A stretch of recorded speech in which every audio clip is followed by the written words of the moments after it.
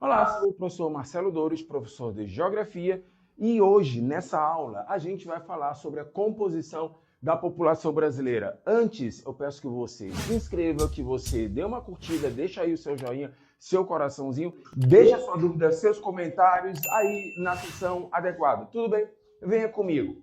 Composição da população brasileira. Aqui, um detalhe extremamente significativo, porque é assim. A gente pode estudar a população numa escala mundial, mas aí a gente não pode ir muito longe porque a gente teria que pegar informações mais detalhadas de praticamente 9 bilhões de seres humanos. Então, quando se fala em composição de uma população, você acaba tendo uma característica mais direta. Nesse caso, especificamente, a população do nosso território. Por quê? Bom, é o local onde a gente mora. Então você tem um recorte bem menor para especificar. Tudo bem que são mais de 200 milhões de habitantes, é gente pra caramba, mas mesmo assim são condições que para a gente são mais favoráveis, são mais seguras, são mais tranquilas. E como se dá essa composição? Bom, aqui você pode observar pelo menos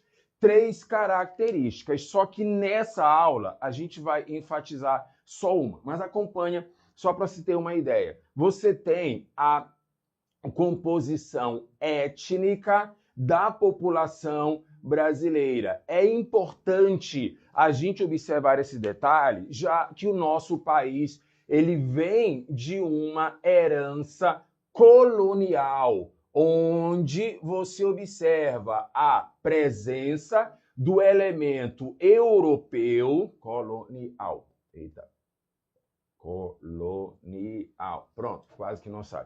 Você tem a presença do elemento europeu, que chega como conquistador, a presença do elemento africano, que é trazido como escravizado, e um detalhe simples, mas significativo. Se você está observando que a população ela foi trazida, então já abre aquele precedente que não foi a livre escolha, diferente do colonizador. E você tem a população nativa, que, embora já estivesse aqui, a partir do momento em que se observa que ela já não tinha valor como escravizado, então essa população começa a ser perseguida e exterminada. Então, no que diz respeito à composição étnica da população brasileira, é importante lembrar da seguinte palavra: miscigenação ou mestiçagem. Ou, para simplificar, é uma população misturada, graças à presença desses 3 elementos, do europeu, ou melhor, 2 europeus, 2 africanos e 2 nativos. É importante você lembrar de colocar no plural, porque não se tratam de populações homogêneas. Ah, o europeu. Vieram portugueses, que são diferentes dos italianos, que são diferentes dos espanhóis, que são diferentes dos alemães. A mesma coisa para os africanos. Vieram sudaneses, vieram bantos, que são características étnicas distintas. E incluindo aí a população nativa, aí é que a diferença ela aumenta ainda mais. Outra característica na população brasileira é a questão do gênero. Afinal de contas, nós temos a população masculina, a população feminina, que foram construídos socioeconomicamente de maneiras distintas, onde se observa um predomínio numérico da população masculina e um predomínio econômico da população masculina, fazendo com que isso influencie na estrutura da população. Mas o que vai nos interessar nessa aula é a questão da composição etária. Nesse caso, você observa as diferentes faixas etárias que formam uma população. Você tem a população jovem, a população adulta, a população idosa. Sempre que possível, tenta lembrar nessa ordem para que você abra um facilitador. Você tem a população jovem, a população adulta, a população idosa. Colocado dessa maneira, você enxerga uma evolução etária do mais novo ao mais idoso, mostrando o perfil de um crescimento vertical para a população. E com base nisso, você acompanhar a representação gráfica no formato de uma pirâmide. Na prática, não é necessariamente uma pirâmide, mas desde quando a gente, aqui no Brasil, passa didaticamente a explorar, a conhecer essas informações, lá nas décadas de 70 e 80, o formato desse gráfico para a população brasileira lembrava aquele formato clássico piramidal. Daí ficar conhecido como sendo uma pirâmide etária, onde lá nas décadas de 70, 80, a base dessa pirâmide aparecia mais larga que o restante do corpo da pirâmide, como é comum numa figura piramidal triangular clássica. A base ela é mais larga que o restante, fazendo com que você observasse que os investimentos demográficos, ou seja, aquilo que o governo, as autoridades precisam investir na população, priorizassem essa estrutura, a base da população. E outra, lembra do que eu falei? Para sempre que possível, você lembrar da distribuição etária dessa maneira, jovem, adulto, idoso, então acompanha. Se você tem a população jovem, é ela quem forma a base da pirâmide etária. Então, uma base mais larga, investimentos demográficos, ou seja, saúde, educação, priorizados para essa faixa etária. Atenção, não são os únicos investimentos, mas são aqueles que tenham uma maior relevância. Seguindo, você tem o corpo da pirâmide. Eu costumo falar em tom de brincadeira que é só você lembrar de uma botija de gás. Na botija, o pé, ou melhor, a base é menor, é mais estreita que o restante do corpo. Então, numa botija, o corpo mais largo mostra um maior predomínio para a população adulta. E é exatamente essa parcela da população que caracteriza a população economicamente ativa. É a força de trabalho, é aquela que vai movimentar a economia. Agora, quando você observa que o topo da pirâmide etária está não apenas mais largo, mas também mais alto, e isso já nos mostra um perfil para a população idosa. Então, os investimentos demográficos vão ter que priorizar essa estrutura, até para garantir, assegurar ainda mais um futuro melhor para essa população. E o Brasil, ao longo dos últimos 40 anos, foi vivendo essas transformações. Pausa. Se são mudanças na estrutura de uma população, pode ter certeza, isso está nos mostrando uma transição demográfica. A regra, ela é mais ou menos a seguinte: toda vez que você observa uma mudança no perfil etário de uma população, essa transição ela está em curso. E se isso ocorre, afeta a estrutura socioeconômica. Em caso de dúvida, se você tem mais jovens, você procura construir o futuro para essa faixa etária. Agora, se você tem uma população mais adulta, então você já não olha tanto para o futuro, você se preocupa com o momento. Afinal de contas, mais adultos, você tem que qualificar essa população e você tem que gerar uma quantidade maior de empregos para atender a demanda dessa população. Então, de novo, quando você caracteriza a composição da população brasileira, lembra principalmente da composição étnica, da composição por gênero e, como a gente vai reforçar daqui a pouco, a composição etária, beleza? Então, antes da gente seguir e treinar algumas questões, Não esqueça de se inscrever no canal, não se esqueça de deixar aí a sua curtida, o seu joinha e qualquer dúvida, deixa aí nos comentários, qualquer dúvida, qualquer questionamento, deixa aí para a gente analisar e responder. Tudo bem? Agora me acompanha para as questões. Olha só, leia os textos a seguir. Nota que você tem pirâmides etárias. E uma característica extremamente importante é que a pirâmide, de preferência, ela não deve aparecer sozinha. Porque nota, se a pirâmide ela te mostra perfis etários diferentes, então a pirâmide ela acompanha a transição.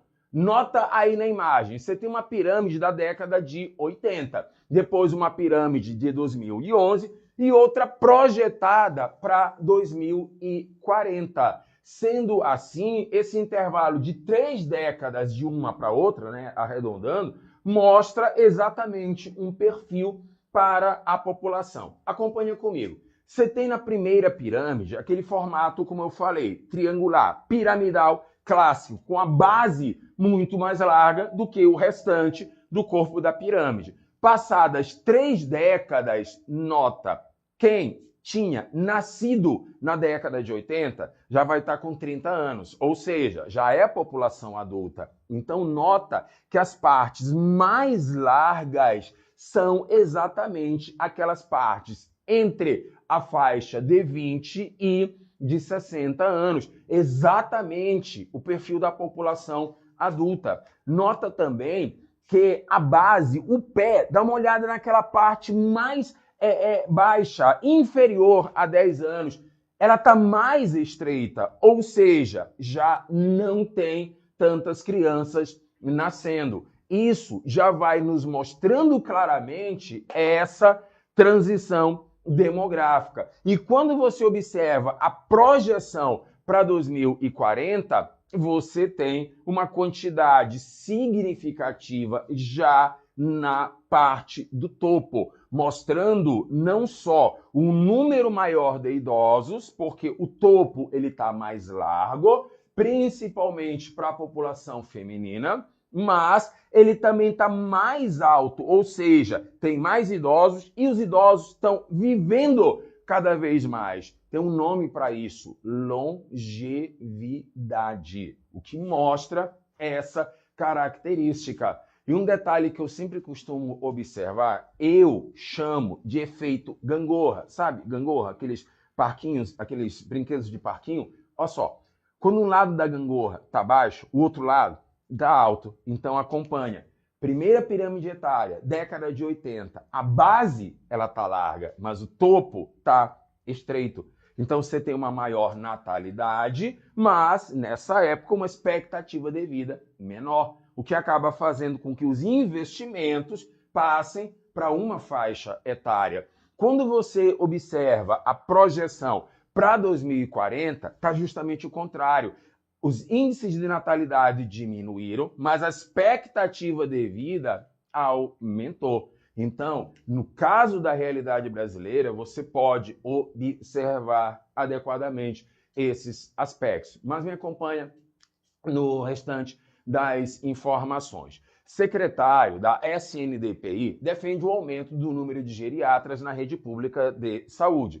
No dia 28 de agosto de 2019, o secretário nacional da Promoção e Defesa dos Direitos da Pessoa Idosa, Antônio Costa, afirmou que o aumento do número de geriatras disponíveis nas instituições públicas de saúde possibilitará uma abordagem especializada, transversal, sistêmica e integral no atendimento das necessidades da população idosa, além da ampliação do acesso de maior parcela dessa população aos serviços especializados no âmbito da saúde pública. Isso porque, segundo o estudo longitudinal da saúde dos idosos brasileiros, 75% dos idosos dependem exclusivamente do Sistema Único de Saúde, considerou o secretário. Repetindo uma informação que vocês vão me ouvir falando inúmeras vezes ao longo das aulas. Sempre atente para os detalhes. Os detalhes, eles vão fazer a diferença numa questão como essa. Olha só, A necessidade de amplos serviços e espaços especializados, como assistência médica, asilos e casas de repouso, para a população que demandará de maior assistência à mais velha. É assim, isso parece convidativo, mas tem um detalhe, na verdade tem dois detalhes, que aparece no texto que faz a diferença. Volta lá rapidinho para o texto para a gente acompanhar. Primeiro, no título, número de geriatras na rede pública. Segundo, ali na terceira linha, instituições públicas de saúde. De novo, na quarta, quinta, na sexta linha, serviços especializados no âmbito da saúde pública. Eu brinco dizendo que isso é o caso de quando a gente quer dar uma indireta para a pessoa. A pessoa está meio aérea, não está percebendo o que você está querendo afirmar, e tu repete, tu insiste numa palavra ou numa expressão. Notou que a questão saúde pública aparece pelo menos 3 vezes, mencionada de maneira explícita? Agora acompanha lá na letra A. Quando ele fala assistência médica, asilos e casas de repouso. Ah, mas isso é uma preocupação para a população mais idosa. Tá, só que asilos e casas de repouso não significam instalações públicas, muito pelo contrário. Em geral, são instituições particulares. E se a questão fosse aumentar a demanda de instituições, de serviços particulares, o texto estaria falando isso, mas não. Ele começa nos mostrando uma pirâmide etária, ou seja, começa nos mostrando a composição da população brasileira, fazendo com que a gente perceba, olha, é necessário investimentos demográficos e esses investimentos, obrigatoriamente, eles precisam vir do poder público. Porque, obrigatoriamente, é o governo cuidando da sua população. Ainda mais uma população idosa, que já trabalhou 30, 40, 50 anos e agora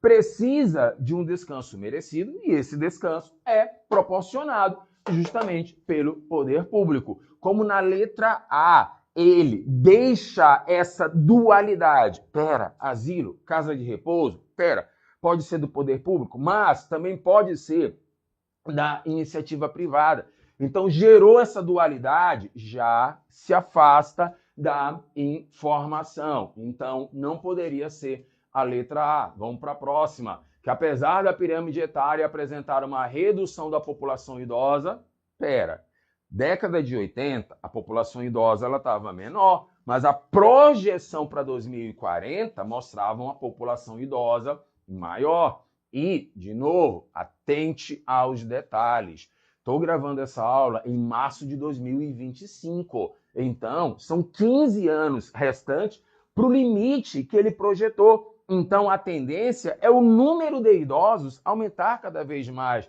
Para e pensa, a última vez que você foi a um shopping ou a um evento público, presta atenção na quantidade mais significativa de pessoas acima de 50, acima de 60 anos. Ainda temos muitos jovens na população brasileira, mas o número de idosos aumentou de uma forma cada vez mais significativa. Aumentou e aumenta de uma forma mais significativa. Então, também não poderia ser a letra B.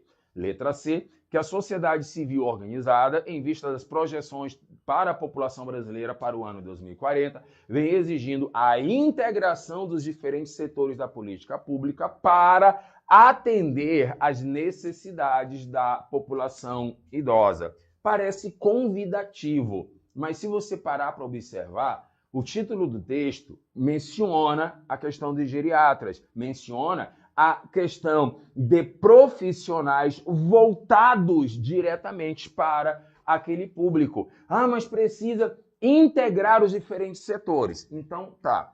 Quer dizer que o setor de transportes, o setor agrário, o setor energético também precisam ser integrados. Bom, eu até posso apontar algumas situações que facilitariam essa situação, mas percebeu? Fica genérico demais. Setor de transportes não é apenas o transporte público urbano, é o transporte intermunicipal para cargas, mercadorias. E aí não tem muito como você ajustar esse detalhe. De novo, fica convidativo, mas sempre que possível, desconfie, tá? Vamos para a próxima. Letra D, aumento gradativo da população idosa, confere, mostra a importância de se pensar em políticas na saúde pública que atendam às demandas dessa parcela da população. Parece com a letra C, mas agora tem um detalhe, está sendo mais direto, está sendo mais específico. Por isso, está aí a nossa resposta.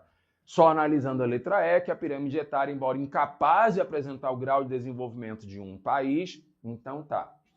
Quer dizer que alguém projetou 3 pirâmides, fez uma projeção para o futuro porque não tinha nada de útil para fazer. Porque se ele está dizendo que a pirâmide etária é incapaz, então por que diabo se elabora uma pirâmide etária? Ela pode não ser específica, ela pode não determinar as características, mas a presença dela é importante, é um gráfico, é um desenho que você faz para bater os olhos e facilitar a identificação. Um texto também faz isso? Faz.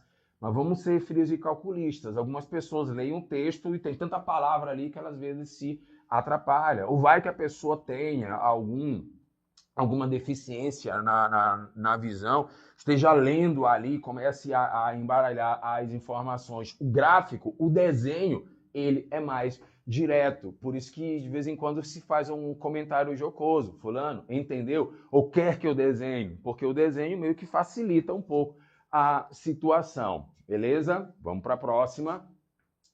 Composição da população brasileira por faixa de idade. Você nota, década de 80, há mais de 30 anos, há 40 anos, aliás, você observa o maior número de nascimentos, base mais larga. 2011, você já nota uma redução significativa na taxa de natalidade e para 2040, sempre lembrando, é uma projeção, é a distribuição ideal. Você vê o ontem, você vê algo mais próximo do hoje e você joga para o futuro. E aí, ó, a base da pirâmide muito mais estreita, mostrando exatamente essas diferenças, beleza? Então, acompanha. A evolução da pirâmide etária apresentada indica a seguinte tendência. Lembrei, já deixou seu like, seu joinha, já se inscreveu? Beleza. Aproveita também e compartilha para as pessoas que você sabe que essa informação ela seria útil, ou para os seus colegas que estão ali estudando, e você, olha, eu estava estudando isso aqui, olha esse vídeo interessante, tá? Esquece de ficar compartilhando o vídeo do gatinho e compartilha os nossos vídeos, tá? Beleza? Então, acompanhe. Evolução da pirâmide etária. Então, qual foi essa evolução? A base, ela foi estreitando.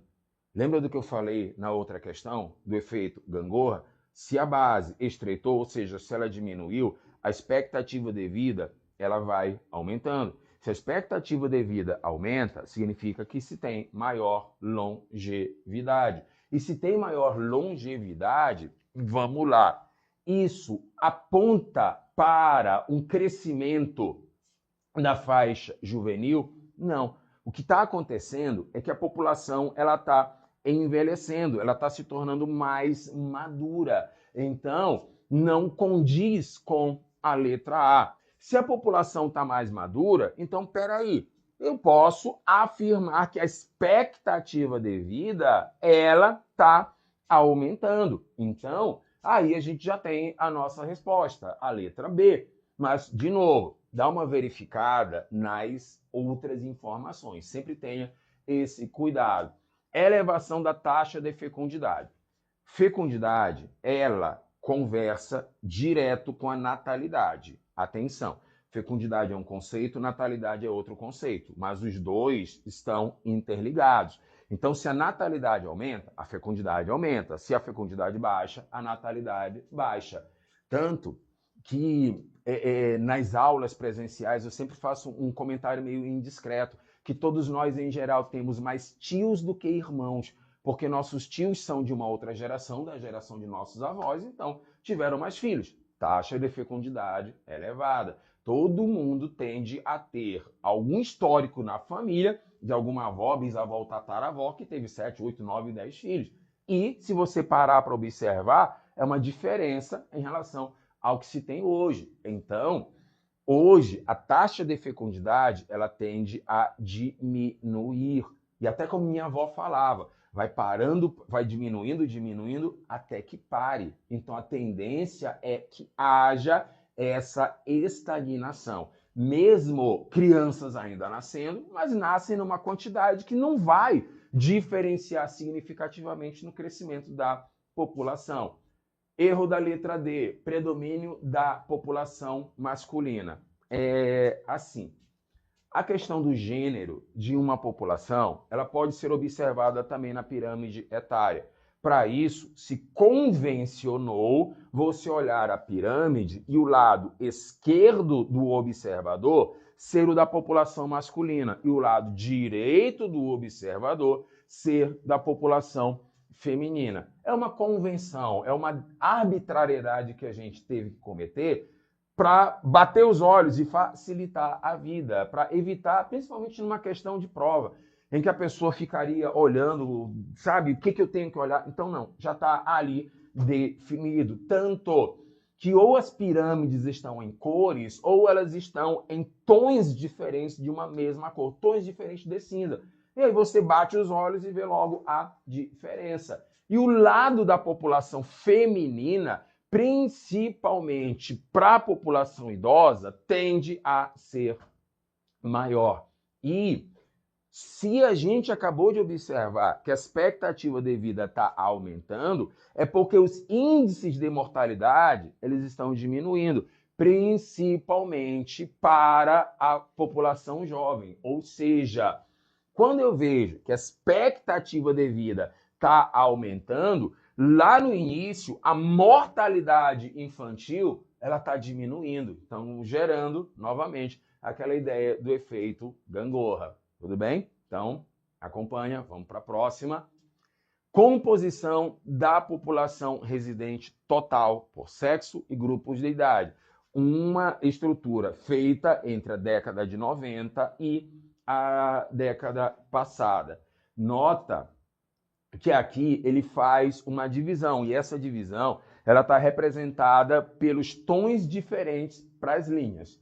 Nota, a linha mais clara, que na base ela está mais larga de todas, mostra a década de 90, coerente com o contexto da época. Quando você vê esse tom intermediário, corresponde a 2000. Então, o que acontece na base? Ela foi diminuindo. A natalidade ela foi diminuindo. E você tem o tom mais escuro, que corresponde exatamente a 2010. Então, a base ela foi estreitando, ou seja, a taxa de natalidade ela diminui cada vez mais. Isso é fácil da gente evidenciar, porque além da gente ver famílias com cada vez menos filhos, mesmo que a família tenha 2 ou 3 filhos, nota que há uma diferença de idade significativa entre as crianças, que é uma estrutura muito comum de se ver em economias que, embora sejam desenvolvidas, aquela ideia de uma família numerosa ainda é parte da cultura daquela sociedade, como na sociedade estadunidense. Se você pegar uma retrospectiva dos filmes ou séries ou obras literárias que você tenha acompanhado, ambientadas nas décadas de 60, 70, 80, as famílias tinham muitos filhos, mas era mais ou menos assim. Enquanto o mais velho estava na adolescência, o segundo ainda estava na idade infantil, mostrando uma diferença de 3, 4 ou até 5 anos de um para outro. Então, quando a gente vê essa realidade hoje para o Brasil, a gente acompanha essa característica, mas acompanha aqui as alternativas. O que ele quer exatamente? A evolução na estrutura etária apresentada influenciou o Estado, ou melhor dizendo, influenciou o poder público a formular uma determinada ação. Ou seja, a minha população, a população do meu país, está vivendo uma determinada transição. Como vocês observaram, a base ela está estreitando. Se a base está estreitando, eu tenho uma menor taxa de natalidade. Então, se eu tenho cada vez menos crianças nascendo, lá para o futuro, a expectativa de vida ela está aumentando. Então, eu, poder público, preciso fazer o investimento necessário para essa população, o que significa ter uma preocupação previdenciária cada vez maior. Já adiantei a resposta e detalhe, olha a palavra, previdência, previdência, previsão. Você está agora se preocupando com o que vai acontecer daqui a 5, 10, 15, 20, 30 anos. Você já está estruturando esse processo. Mas vamos por partes. Isso garante a igualdade de gênero? Não, porque a diferença de gênero que a pirâmide etária nos mostra é identificar que a população feminina tem uma expectativa de vida maior. Então são diferenças normais simplesmente da estrutura do gênero. Você não precisa defender um outro direito por conta disso. E o gráfico também não te mostra uma base adequada para isso. Priorizar a construção de escolas, aqui você tem que ter um pequeno cuidado. Por quê? Escolas, em geral a gente pensa em crianças, mas lembra que nós adultos e os idosos também podem precisar do espaço físico escolar para algum curso profissionalizante, para alguma estratégia de capacitação profissional. Mas nesse caso, você não precisa construir as escolas, basta aproveitar as que já existem. Se em geral escolas são para as crianças, então elas vão frequentar o ambiente pela manhã e ou à tarde. À noite, o espaço ele fica ocioso. E se for um adulto que trabalha durante o dia, frequenta aquele espaço à noite. Se for um idoso que pode estar aposentado, mas usa o período diurno para outras atividades, então vai acessar aquele espaço à noite. Então você não precisa construir, é só aproveitar o que já tem. Reestruturar o sistema previdenciário, sim. Principalmente porque nós, adultos, vamos ficar idosos. Nós, adultos, vamos, aos poucos, nos afastando do mercado de trabalho. Significa que diminui a população ativa, aumenta o número de dependentes, porque embora todos vocês conheçam pelo menos um idoso que está em plena condição física e mental, mas isso não é uma regra absoluta. Em caso de dúvida, é só você parar para observar. Como eu falei, estou gravando essa aula em março de 2025, próximo da data em que o ator Gene Hackman faleceu. Ele tinha 95 anos e estava com Alzheimer. Gene Hackman era um ator reconhecido, ele trabalhou em filmes como Superman, Operação França, Os Imperdoáveis, ganhou o Oscar por Imperdoáveis e teve um fim tecnicamente trágico pela situação. Então, é algo que precisa ser acompanhado, não especificamente para a questão do Alzheimer, mas à medida que nós nos tornamos idosos, a gente vai precisando de cuidados mais específicos, mais direcionados. Por isso, reestruturar esse sistema, investir no controle da natalidade. Aliás, está aí uma coisa que eu não tinha mencionado. Tem um controle de natalidade e tem um planejamento familiar. Ambos caminham para uma mesma direção? Mais ou menos.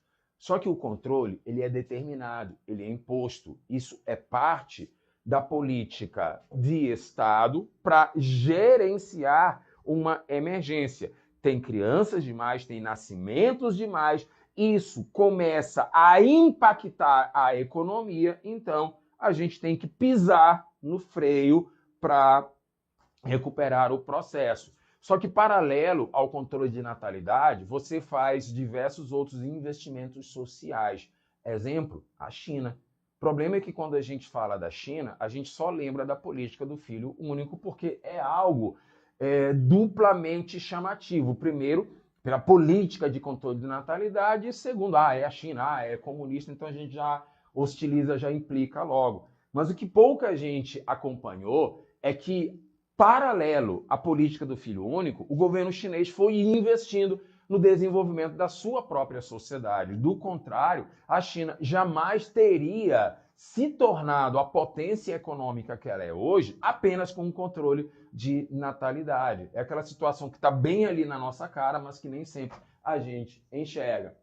Fiscalizar a entrada de imigrantes, detalhe, uma pirâmide etária, ela mostra a composição etária pela natalidade. O que está chegando através da imigração, a pirâmide etária não tem como acompanhar isso, então não justificaria, não influenciaria esse processo. Tudo bem?